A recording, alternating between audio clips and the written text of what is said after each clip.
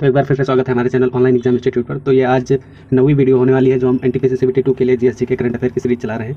तो चलिए बिना टाइम वेस्ट किए हुए चलते हैं हम अपने पहले क्वेश्चन पे। इसमें कह रहा है निम्नलिखित में से किस देश ने दुनिया का पहला ड्यूल मोड वाहन लॉन्च किया है जो रेलवे ट्रैक और सड़क पर समान रूप से चल सकता है। ठीक है, तो यहाँ पर इसका राइट आंसर हो जाएगा जापान ने ऐसा किया है, जो ऐसा व्हीकल बनाया जो रेलवे ट्रैक पर भी और सड़क पर भी चल सकता है। तो इस तरीके से यहाँ जापान राइट आंसर हो जाएगा। तो यहाँ पर अगर हम लोग जापान की राजधानी की बात करें तो इसकी राजधानी हो जाएगी टोक्यो। अमेरिका की बात करें तो वाशिंगटन डीसी हो जाएगी, और ऑस्ट्रेलिया जो है इसकी कैनबरा हो जाएगी, कैनबरा। और चीन की तो पता ही होगी, बीजिंग। तो इस तरीके से प्लस पॉइंट भी हम सब बताते चलेंगे जिसको आप लोग याद रखेंगे। ठीक है, तो हम लोग अगले क्वेश्चन पे चलते हैं। इसमें कह रहा स्वाद के बोध के लिए निम्नलिखित में से कौन सी तंत्रिका जिम्मेदार है। ठीक है, तो यहाँ पर इसका राइट आंसर हो जाएगा ऑप्शन नंबर 3 जीवाग्रसनी तंत्रिका। ठीक है, फिर हम लोग अगले क्वेश्चन पे चलते हैं। इसमें क्या रिक्त स्थान में पुछताछ शीतोष्ण घास के मैदान पाए जाते हैं। ठीक है, तो यहाँ पर इसका राइट आंसर हो जाएगा हंगरी। ठीक है, ऑप्शन नंबर 1 हो जाएगा हंगरी। तो यहाँ पर अगर हंगरी की कैपिटल की बात करें तो यहाँ पर हंगरी की कैपिटल हो जाएगा बुडापेस्ट। ठीक है, बुडापेस्ट हंगरी की कैपिटल हो जाएगी। और अर्जेंटीना की अगर बात करें तो ब्यूनस आयर क्या हो जाएगी, ब्यूनस आयर। देखिए सीबीटी 2 में आपसे कैपिटल भी पूछ सकता है दूसरे देश की, इसलिए हम लोग इसको बताते चल रहे हैं। ठीक है, फिर हम लोग अगले क्वेश्चन पे चल रहे हैं। क्वेश्चन नंबर 4 पे इनमें से कौन सा शहर गुप्तों की राजधानी था। ठीक है, तो यहाँ पर इसका राइट आंसर हो जाएगा पाटलिपुत्र। ठीक है, और यहाँ पर अगर बात करें पाटलिपुत्र की नींव किसने रखी थी तो अजातशत्रु ने इसकी नींव रखी थी पाटलिपुत्र की। ठीक है, फिर हम लोग अगले क्वेश्चन पे चलते हैं। इसमें अगर निम्नलिखित में से कौन सी भारत की सबसे बड़ी ताजे पानी की झील है। ठीक है, तो यहाँ पर राइट आंसर हो जाएगा उलर झील जो है ये सबसे बड़ी ताजे पानी की झील है। ठीक है, और यहीं पर अगर बात करें ये जो डल झील है ये कहाँ पर है, तो ये डल झील श्रीनगर में है, श्रीनगर में है। और यहीं पर अगर बात करें जो चिल्का झील है, चिल्का झील ये हमारी ये कहाँ पर है, ओडिशा में है, ओडिशा में। और पुलकित झील जो है ये आंध्र प्रदेश में है, आंध्र प्रदेश में है। ठीक, तो ये सब स्थान भी याद रखेंगे हम लोग। फिर हम लोग 6वें क्वेश्चन पे चलते हैं। इसमें कह रहा मोलिंग राष्ट्रीय उद्यान किस राज्य में स्थित है। ठीक है, तो इसका राइट आंसर हो जाएगा अरुणाचल प्रदेश में ये स्थित है, ऑप्शन नंबर 2 सही हो जाएगा। फिर हम लोग अगले क्वेश्चन पे चलते हैं। इसमें कह रहा उत्तर प्रदेश से राज्यसभा में कितने सदस्य नियुक्त किए जा सकते हैं। ठीक है, तो कितने मैक्सिमम सीटें पूछा है राज्यसभा की, तो यहाँ पर मैक्सिमम सीटें हमारी 31 हैं। तो यहीं पर अगर बात करें इंडिया में टोटल कितनी है, तो वर्तमान में इंडिया में टोटल 245 है, जिसमें से 233 हमारे निर्वाचित सदस्य होते हैं लोकसभा में, और जो 12 सदस्य होते हैं वो राष्ट्रपति द्वारा मनोनीत किए जाते हैं। ठीक, फिर हम लोग अगले क्वेश्चन पे चलते हैं। इसमें कह रहा निम्नलिखित 4 वेदों में से किस एक में जादुई मंत्रों का लेखा जोखा है। ठीक है, तो यहाँ पर इसका राइट आंसर हो जाएगा अथर्ववेद। ठीक है, फिर हम लोग नेक्स्ट पे चलते हैं। इसमें कह रहे निम्नलिखित में से कौन सा विषय भारत के संविधान की 7वीं अनुसूची में संघ सूची में सूचीबद्ध नहीं है। ठीक है, तो नहीं है बताना है यहाँ पर। तो इसका राइट आंसर हो जाएगा सार्वजनिक स्वास्थ्य और स्वच्छता। और बीमा, रेलवे और निगम कर ये सब उसमें सूचीबद्ध है, लेकिन सार्वजनिक स्वास्थ्य और स्वच्छता सूचीबद्ध नहीं। तो इस तरीके से यहाँ पर राइट आंसर हो जाएगा हमारा ऑप्शन नंबर 4। फिर हम लोग क्वेश्चन नंबर 10 पे चलते हैं। इसमें कह रहे निम्नलिखित में से कौन सा पदार्थ ब्लीचिंग में क्लोरीन के विकल्प के रूप में उपयोग किया जाता है। ठीक है, तो यहाँ पर ऑप्शन नंबर इसका सही हो जाएगा हाइड्रोजन पेरोक्साइड, ऑप्शन नंबर 4 सही हो जाएगा। फिर हम लोग अगले क्वेश्चन पे चलते हैं। इसमें कह रहा निम्नलिखित में से किसने good economics for hard times better answer to our biggest problem नामक पुस्तक का सह लेखन किया है। ठीक है, तो यहाँ पर इसका राइट आंसर हो जाएगा जो अभिजीत बनर्जी है। ठीक है, और अभिजीत बनर्जी इसका सही आंसर हो जाएगा। और अभिजीत बनर्जी से प्लस पॉइंट और बन रहा है, अभिजीत बनर्जी जो हैं इनको 2019 में नोबेल प्राइज़ मिला है जो ये इंडिया से रिलेट करते हैं। ठीक है, और वहीं पर अगर अमर्त्य सेन की बात करें तो अमर्त्य सेन ऐसे पहले भारतीय हैं जिनको इकोनॉमिक्स के क्षेत्र में, अर्थशास्त्र के क्षेत्र में नोबेल प्राइज़ मिला है। कब मिला था, तो 1998 में मिला था। तो ये प्लस पॉइंट हम लोग याद रखेंगे। फिर हम लोग क्वेश्चन नंबर 12 पे चलते हैं। इसमें किस गवर्नर जनरल ने एक कूट का निर्माण किया था जिसे न्यायिक शासन से राजस्व प्रशासन के पृथक्करण के लिए प्रदान किया गया था। ठीक है, तो यहाँ पर इसका राइट आंसर हो जाएगा लॉर्ड कॉर्नवालिस। ठीक है, तो ऑप्शन नंबर 2 सही हो जाएगा यहाँ पर। फिर हम लोग अगले क्वेश्चन पे चलते हैं। क्वेश्चन नंबर 13 में इसमें कह रहा तराइन की दूसरी लड़ाई रिक्त स्थान के बीच लड़ी गई थी। ठीक है, तो जो तराइन की दूसरी लड़ाई थी वो मोहम्मद गौरी और पृथ्वीराज चौहान के बीच लड़ी गई थी। ठीक है, तो यहाँ पर अगर बात करें कब लड़ी गई थी, यहाँ पर 1192 में तराइन की दूसरी लड़ाई लड़ी गई थी। और यहीं पर बात करें अगर पहली लड़ाई की तराइन की जो थी तो वो 1191 ईस्वी में लड़ी गई थी। और जो 1191 में पहली तराइन की लड़ाई लड़ी गई थी उसमें पृथ्वीराज चौहान जीत गए थे, और दूसरी लड़ाई में जो 1192 में लड़ी गई थी उसमें मोहम्मद गौरी जीते थे और पृथ्वीराज चौहान हार गए थे। ठीक, तो ये प्लस पॉइंट हम लोग याद रखेंगे। क्वेश्चन नंबर 14, इसमें रबड़ के वल्कनीकरण में प्रयुक्त आधातु है। ठीक है, तो वल्कनीकरण का मतलब होता है रबड़ में ऐसी वस्तु मिला के उसको मजबूत बनाना और ज़्यादा लचीलापन बनाना। ठीक, तो वही वल्कनीकरण कहलाता है। तो रबड़ में सल्फर को हम लोग मिलाते हैं रबड़ की मजबूती बढ़ाने के लिए और उसका लचीलापन बढ़ाने के लिए। तो यहाँ पर सल्फर जो है ये सही हो जाएगा हमारा राइट आंसर। फिर हम लोग अगले क्वेश्चन पे चलते हैं, क्वेश्चन नंबर 15। इसे अगर भारत में कितने रामसार आर्द्र भूमि स्थल हैं, ठीक है, तो इसका राइट आंसर हो जाएगा 49। इंडिया में टोटल आर्द्र भूमि स्थल हैं, ठीक। तो अगर आर्द्र भूमि की बात करें तो आर्द्र भूमि वैसे स्थान होते हैं जिनको हम लोग दलदल बोलते हैं, ठीक है। तो अगले क्वेश्चन पे चलते हैं। इसमें अगर प्रसिद्ध कामाख्या देवी मंदिर किस राज्य में स्थित है, ठीक है, तो इसका राइट आंसर हो जाएगा कामाख्या मंदिर जो है असम में स्थित है, ऑप्शन नंबर 4 सही हो जाएगा। फिर हम लोग अगले क्वेश्चन पे चलते हैं। इसमें किस देश को यूरोप का कॉकपिट कहा जाता है, ठीक है, तो यूरोप का कॉकपिट बेल्जियम को कहा जाता है, ऑप्शन नंबर 3 सही हो जाएगा। फिर हम लोग 18 नंबर पर चलते हैं। इसमें अगर सिखों के 10वें गुरु गोविंद सिंह का जन्म कहाँ हुआ था, ठीक है, तो इंपॉर्टेंट क्वेश्चन है, तो इसका राइट आंसर हो जाएगा पटना में हुआ था, ऑप्शन नंबर 3 सही हो जाएगा। फिर हम लोग 19 नंबर क्वेश्चन पे चलते हैं। इसमें अगर सर्वाधिक प्राचीन पुराण कौन सा है, ठीक है, तो यहाँ पर सर्वाधिक प्राचीन पुराण पूछा है, तो इसका राइट आंसर हो जाएगा मत्स्य पुराण, ऑप्शन नंबर 1 सही हो जाएगा। फिर हम लोग अगले क्वेश्चन पे चलते हैं, क्वेश्चन नंबर 20 पे। इसमें अगर नवंबर 2021 में सांस्कृतिक और रचनात्मक उद्योगों के लिए यूनेस्को सद्भावना राजदूत के रूप में किसे नियुक्त किया गया है, ठीक है, तो यहाँ पर राजदूत का मतलब होता है एम्बेसडर, किसको नियुक्त किया गया है, तो नाओमी कवासे, ठीक है, तो ये ऑप्शन नंबर 2 सही हो जाएगा। नाओमी कवासे को राजदूत के रूप में नियुक्त किया गया है। तो यहीं पर अगर हम बात करें जो यूनेस्को के महानिदेशक हैं जिनको हम लोग डायरेक्टर जनरल बोलते हैं, तो महानिदेशक का अगर नाम बताएं तो यहाँ पर हो जाएगा आंड्रे अजोले, ठीक है, महानिदेशक कौन है, तो आंड्रे अजोले, ठीक है, महानिदेशक है ये। और ब्रांड एम्बेसडर कौन है, तो नाओमी कवासे, ऑप्शन नंबर 2, ठीक। फिर हम लोग नेक्स्ट क्वेश्चन पे चलते हैं, क्वेश्चन नंबर 21 पे।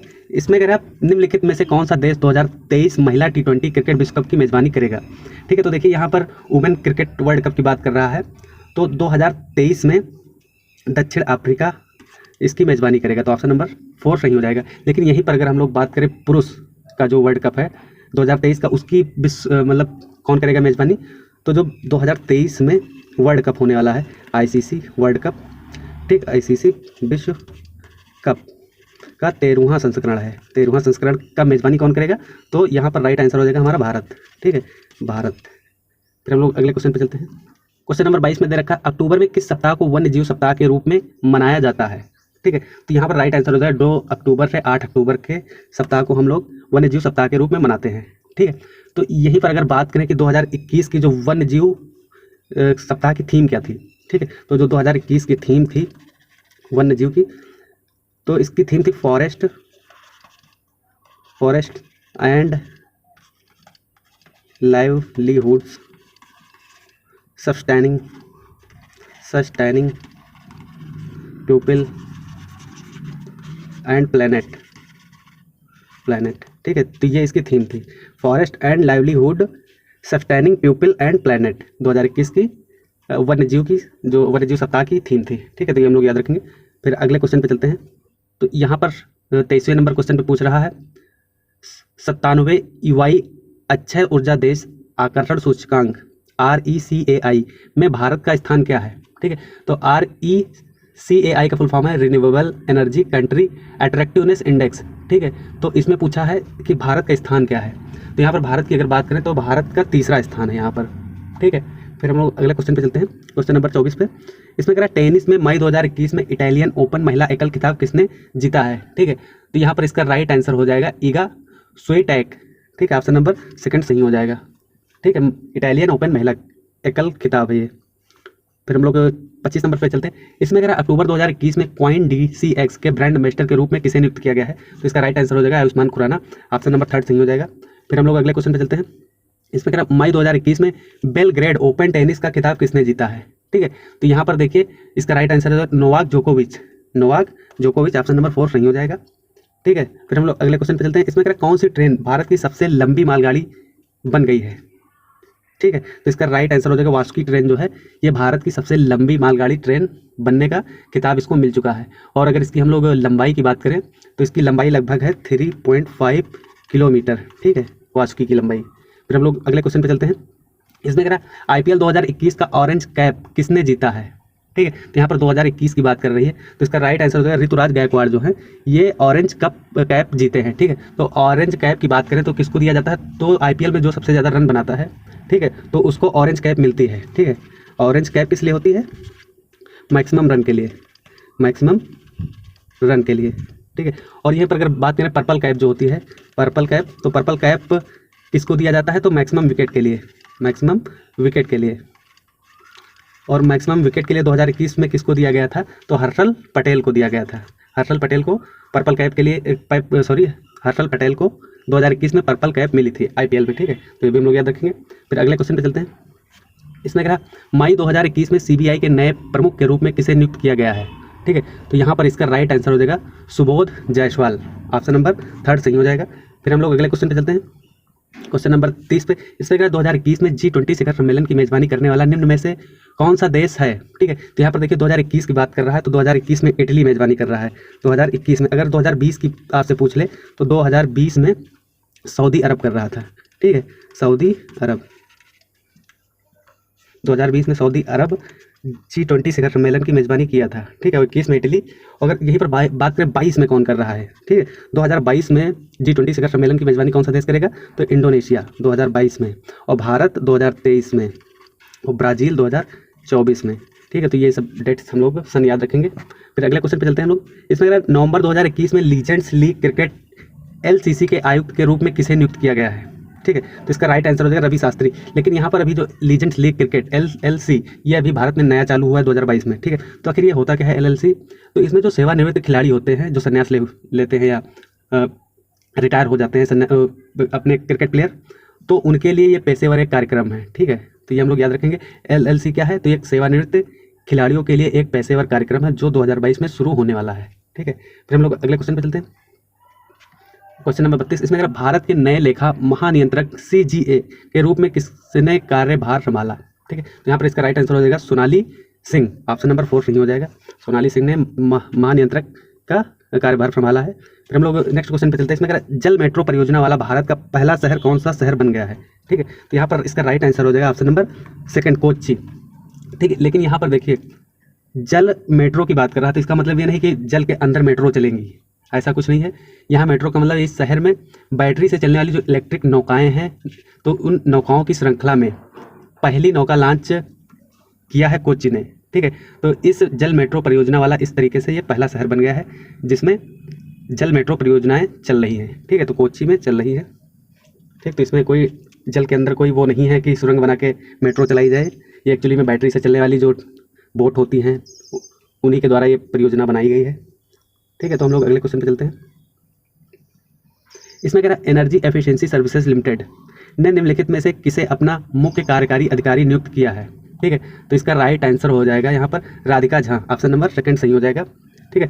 तो यहाँ पर अगर बात करें जो एनर्जी एफिशिएंसी सर्विसेज लिमिटेड है, ठीक है, तो इसमें कौन कौन सी हमारी नवरत्ना या महारत्ना कंपनी आती हैं। तो इसमें जैसे ये किसका किसका ग्रुप है, तो NTPC national thermal power plant का है, और पावर ग्रिड भी इसी के अंतर्गत आती है, पावर ग्रिड।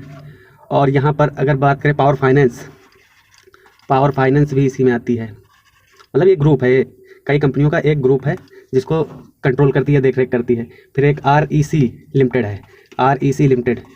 REC का फुल फॉर्म होता है रूरल इलेक्ट्रिफिकेशन कॉर्पोरेशन का एक संयुक्त उद्गम है। ये जितनी है हमने लिखी कंपनी है, इनका सबका एक संयुक्त ये उद्गम है, ठीक है। तो हम लोग अगले क्वेश्चन पे चलते हैं।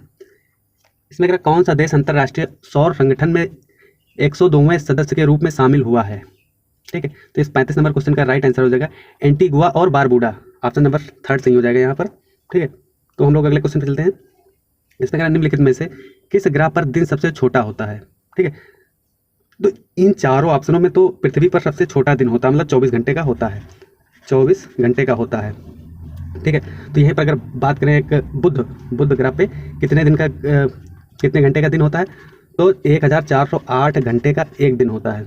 और यहीं पर अगर शुक्र पर बात करें हम लोग, तो शुक्र पर हो जाएगा 5832 घंटे का एक दिन होता है, ठीक है। और मंगल ग्रह पर 25 घंटे का एक दिन होता है, ठीक है।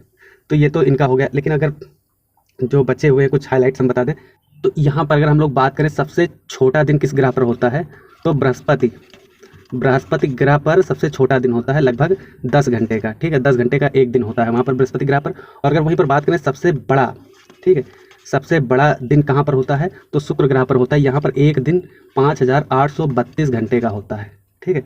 5832 घंटे का एक दिन होता है, एक दिन। और बृहस्पतिवार 10 घंटे का एक दिन, ठीक, एक दिन। तो ये भी हम लोग प्लस पॉइंट याद रखेंगे। फिर अगले क्वेश्चन पे चलते हैं हम लोग। इसमें अगर विश्व बैडमिंटन महासंघ का मुख्यालय कहाँ स्थित है, ठीक है, तो इसका राइट आंसर हो जाएगा मलेशिया में स्थित है। ऑप्शन नंबर 3 सही हो जाएगा। फिर तो 38 नंबर क्वेश्चन में कह रहा महाद्वीपीय बहाव की परिकल्पना किसने की है, ठीक है, तो यहाँ पर इसका राइट आंसर हो जाएगा अल्फ्रेड वेगेनर ने, ठीक है, तो ऑप्शन नंबर 2 सही हो जाएगा। फिर अगले क्वेश्चन पे चलते हैं। इसमें कह रहा कथा इतिहास गांधी के बाद का भारत किसने लिखा है, ठीक है, तो इसका राइट आंसर हो जाएगा जो गांधी के बाद का भारत है ये किसके द्वारा लिखा गया है, तो इसका राइट आंसर हो जाएगा रामचंद्र गुहा। ऑप्शन नंबर 2 सही हो जाएगा, ठीक है। फिर हम लोग अगले क्वेश्चन पे चलते हैं, क्वेश्चन नंबर 40 पे। इसमें अगर भारत के प्रथम मुख्य चुनाव आयुक्त कौन थे, ठीक है, तो यहाँ पर इसका राइट आंसर हो जाएगा सुकुमार सेन जो है ये भारत के प्रथम मुख्य चुनाव आयुक्त थे। फिर हम लोग 41 पे चलते हैं। इसमें अगर अदन की खाड़ी रिक्त स्थान में स्थित है, ठीक है, तो ये कहाँ पर स्थित है, तो हिंद महासागर में स्थित है। ऑप्शन नंबर 1 सही हो जाएगा। फिर हम लोग अगले क्वेश्चन पे चलते हैं। इसमें निम्नलिखित में से कौन सी नदी राकास झील से निकलती है, ठीक है, तो राकास झील से अपनी सतलुज नदी निकलती है। ऑप्शन नंबर 4 सही हो जाएगा। फिर हम लोग अगले क्वेश्चन पे चलते हैं। इसमें अगर बुद्ध के काल के दौरान वज्र महाजनपद की राजधानी कहाँ थी, ठीक है, तो वज्र जो है इसकी राजधानी कहाँ पर थी, तो इस वैशाली में इसकी राजधानी थी। फिर हम लोग अगले क्वेश्चन पे चलते हैं। इसमें ट्रेटा परमाणुकता वाला तत्व है, ठीक है, तो यहाँ पर राइट आंसर हो जाएगा फास्फोरस, ठीक है। तो अगर ट्रेटा परमाणु तत्व की बात करें तो ट्रेटा परमाणु तत्व वे होते हैं जो 4 परमाणुओं से बने होते हैं, ठीक है, तो यहाँ पर राइट आंसर हो जाएगा फास्फोरस जो कि 4 परमाणुओं से बना है। फिर हम लोग बात करते हैं विस्थापन की एसआई इकाई है, ठीक है, तो विस्थापन की एसआई इकाई क्या है, तो यह है मीटर, ठीक है। तो विस्थापन होता क्या है, जैसे हम लोग कोई रास्ता गए इस तरीके से टेढ़े मेढ़े चल के गए हैं यहाँ पर, ठीक है, तो ये मान लो ये कितना भी मान लो 15 किलोमीटर है, लेकिन ये सीधा सीधा यहाँ से अगर सीधा सीधे जाएँ तो सीधा सीधा 10 किलोमीटर है, 10 किलोमीटर है, तो विस्थापन इसका हो जाएगा 10 किलोमीटर, ये जो सीधी रास्ता है, ठीक है, तो विस्थापन इस तरीके से हम लोग निकालेंगे। अगर यहाँ से चल के यहाँ पर जाना है तो हम लोग टेढ़े मेढ़े जा रहे हैं तो 15 किलोमीटर लगा है, लेकिन अगर सीधा जाएँ तो 10 किलोमीटर लगेगा, तो विस्थापन हमारा 10 हो जाएगा, 10 किलोमीटर, और विस्थापन जो है ये एक सदिश राशि है, ठीक है। फिर हम लोग अगले क्वेश्चन पे चलते हैं। इसमें क्या सोलोमन द्वीप समूह की राजधानी क्या है, ठीक है, तो सोलोमन द्वीप की राजधानी हो जाएगी होनियारा। ऑप्शन नंबर 2 सही पर हो जाएगा। तो यहीं पर अगर हम लोग बात करें जो ये सैंटियागो किस देश की राजधानी है, तो ये चिली देश की राजधानी है, चिली देश की राजधानी है, ठीक है। और यहीं पर बात करें पोर्ट लुइस, ये किस देश की राजधानी है, तो ये मॉरिशस की राजधानी है। और ये जो वेलिंगटन है, ठीक है, ये न्यूजीलैंड की राजधानी है, न्यूजीलैंड की राजधानी है, तो ये प्लस पॉइंट याद रखेंगे। फिर हम लोग 47 पे चलते हैं। इस पर ओलंपिक ध्वज में हरे रंग की रिंग किस महाद्वीप का प्रतिनिधित्व करती है, ठीक है, तो यहाँ पर हरे रंग का जो है रिंग वो ऑस्ट्रेलिया महाद्वीप का प्रतिनिधित्व करती है, ठीक है। तो वहीं पर अगर बात करें जो यूरोप है ये नीले रंग का प्रतिनिधित्व करती है। अफ्रीका काला वाली रिंग जो है वो अफ्रीका को प्रतिनिधित्व करती है, और अमेरिका जो है ये लाल रंग का, ठीक है।